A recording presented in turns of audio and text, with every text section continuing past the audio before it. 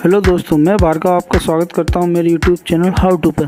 दोस्तों, आज हम बात करने वाले हैं मोदी सरकार में नए कैबिनेट मंत्री श्री अश्विनी वैष्णव जी के बारे में। दोस्तों, अश्विनी वैष्णव जी एक भारतीय राजनीति और पूर्व भारतीय प्रशासनिक सेवा के अधिकारी हैं, जो वर्तमान में 8 जुलाई 2021 से भारत के रेल संचार और इलेक्ट्रॉनिकी सूचना प्रौद्योगिकी मंत्री के रूप में कार्यरत हैं। वे भारतीय राजनीति को भारतीय जनता पार्टी के पुराने सदस्य हैं। 28 जून 2019 से वे राज्यसभा ऊपरी सदन में ओडिशा राज्य का प्रतिनिधित्व करने वाली भारत की संसद के सदस्य हैं। वे केंद्रीय मंत्री बने। उन्हें 7 जुलाई 2021 को रेल मंत्रालय और सूचना प्रौद्योगिकी मंत्रालय का पद दे दिया गया। वे मूल रूप से पाली जिले के रहने वाले हैं दोस्तों, और बाद में उनका परिवार जोधपुर शिफ्ट हो गया। दोस्तों, आइए उनके जीवन के बारे में कुछ और जानकारी प्राप्त करते हैं। इनका जन्म 18 जुलाई 1970 में हुआ।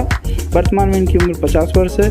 जोधपुर राजस्थान में भारतीय जनता पार्टी से आते हैं। दोस्तों, इनकी पत्नी का नाम है श्रीमती सुनीता वैष्णव जी। इनके 2 बच्चे हैं दोस्तों।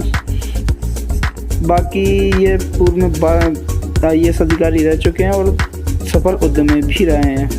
आइए दोस्तों, की प्रारंभिक शिक्षा के बारे में अपन जान लेते हैं। वैष्णव जी का जन्म 1970 में जोधपुर में एक बैरागी परिवार में हुआ। बाद में उन्होंने MBA engineering college JNVU Jodhpur Rajasthan से इलेक्ट्रॉनिक और संचार में इंजीनियरिंग पाठ्यक्रम में स्वर्ण पदक के साथ स्नातक किया। फिर उन्होंने IIT कानपुर से MTech पूरा किया। उसके बाद IAS परीक्षा में रैंक हासिल कर IAS बने। बाद में ये दोस्तों, इससे पहले दोस्तों वैष्णव पेंसिल्वेनिया विश्वविद्यालय वाटन स्कूल से MBA करने अमेरिका भी चले गए थे। सिविल सेवाओं में इनके जीवन के बारे में कुछ जानते हैं दोस्तों। वैष्णव ने बालासोर और कटक जिलों में कलेक्टर के रूप में कार्य किया। उन्होंने 2003 तक ओडिशा में काम किया, और जब उन्हें अटल बिहारी वाजपेयी जी प्रधानमंत्री के कार्यालय में उप सचिव के रूप में नियुक्त किया गया।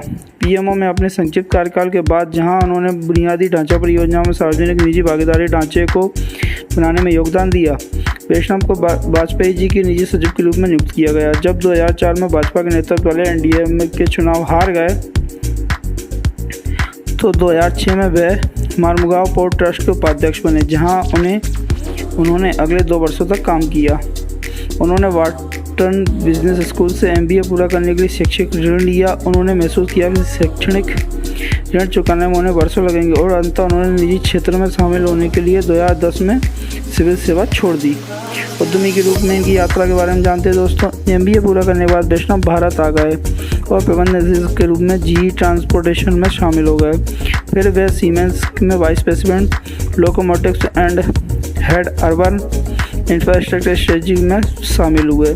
2012 में उन्होंने कॉर्पोरेट क्षेत्र को छोड़ दिया और गुजरात में 3T auto logistics private limited और VG auto component private limited, दोनों ऑटोमेटिक कंपोनेंट मैन्युफैक्चरिंग यूनिट्स की स्थापना की।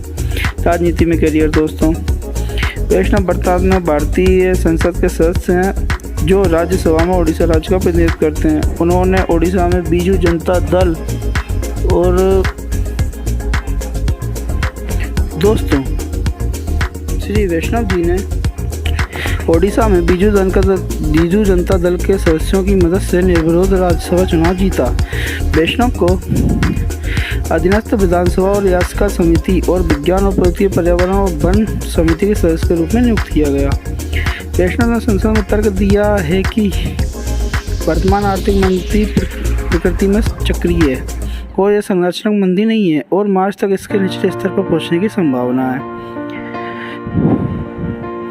और इसके बाद ठोस विकास होगा। वैष्णव का दृढ़ विश्वास है कि देश के निर्माण का तरीका धन को उपभोग में लगाने के बजाय निवेश में लगाना है।